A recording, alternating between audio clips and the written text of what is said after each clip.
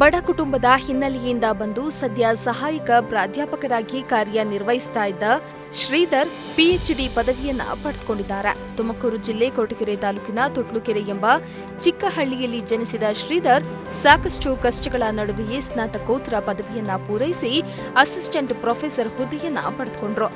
ಹಲವು ಅಡೆತಡೆಗಳ ನಡುವೆಯೇ ಇದೀಗ ಪಿಎಚ್ಡಿ ಪದವಿಯನ್ನ ಪಡೆದುಕೊಂಡಿದ್ದು ಬಡ ಕುಟುಂಬಗಳ ಹಲವು ಯುವಕರಿಗೆ ಸ್ಫೂರ್ತಿಯಾಗಿದ್ದಾರೆ.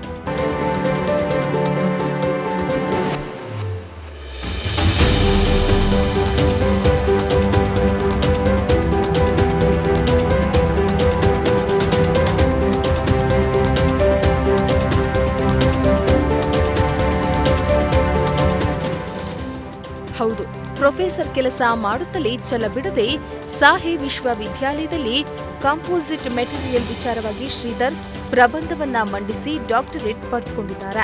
ಡಾಕ್ಟರ್ ಬಟ್ಲೂರಿ ತಿಲಕ್ ಚಂದ್ರ ಮಾರ್ಗದರ್ಶನದಲ್ಲಿ ಪಿಎಚ್ಡಿ ಪಡೆದುಕೊಂಡಿದ್ದಾರೆ.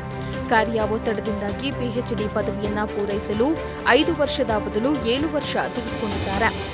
ನಾವು ಸಿದ್ಧಾರ್ಥ ಯೂನಿವರ್ಸಿಟಿಯಲ್ಲಿ ನಮ್ಮದು ಏನು ಮೆಕ್ಯಾನಿಕಲ್ ಡಿಪಾರ್ಟ್ಮೆಂಟಲ್ಲಿ ಕಾಂಪೋಸಿಟ್ ಮೆಟೀರಿಯಲ್ಸ್ ಸಬ್ಜೆಕ್ಟ್ ವಿಚಾರದಲ್ಲಿ ನನಗೆ ಡಾಕ್ಟ್ರೇಟ್ ಸಿಕ್ಕಿತ್ತು.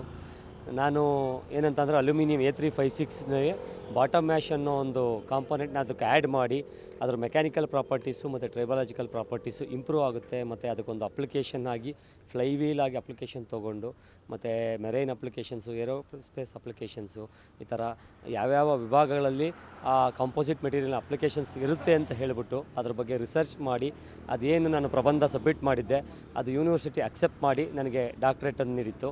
ಈ ಸಂದರ್ಭದಲ್ಲಿ ನನಗೆ ಗೈಡ್ ಆದಂತಹ ಮಾರ್ಗದರ್ಶನ ನೀಡಿದಂತಹ ಡಾಕ್ಟರ್ ಬಟ್ಲೂರಿ ತಿಲಕ್ ಚಂದ್ರ ಅವ್ರನ್ನ ನೆನೆಸ್ಕೊಳ್ಳೋಕ್ಕೆ ಇಷ್ಟಪಡ್ತೀನಿ.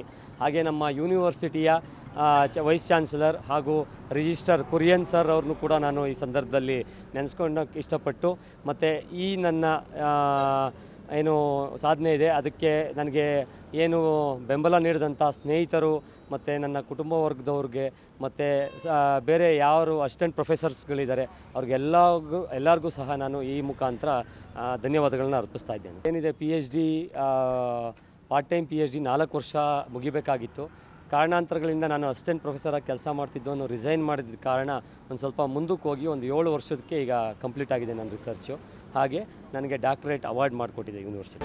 ಈ ಬಗ್ಗೆ ಪ್ರಜಾಶಕ್ತಿ ಟಿವಿ ಜೊತೆ ಮಾತನಾಡಿರುವ ಡಾಕ್ಟರ್ ಶ್ರೀಧರ್ ತಮ್ಮ ಖುಷಿಯನ್ನ ಹಂಚಿಕೊಂಡಿದ್ದಾರೆ. PhD ಪೂರೈಸಲು ಮಾರ್ಗದರ್ಶನ ನೀಡಿದ್ದ ಡಾಕ್ಟರ್ ಬಟ್ಲೂರಿ ತಿಲಕ್ ಚಂದ್ರ ಸೇರಿದಂತೆ ಅಧ್ಯಯನ ಮಾಡುವ ಸಮಯದಲ್ಲಿ ಸಹಕರಿಸಿದ ಎಲ್ಲರಿಗೂ ಮತ್ತು ಸಾಹೆ ಯೂನಿವರ್ಸಿಟಿಗೆ ಧನ್ಯವಾದವನ್ನ ತಿಳಿಸಿದರು.